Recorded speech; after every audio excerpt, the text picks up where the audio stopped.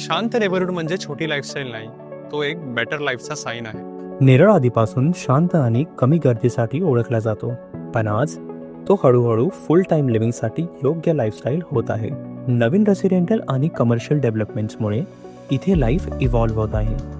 Better planning, better connectivity आणि एक balanced space जो रोज कम्फर्टेबल वाटतो.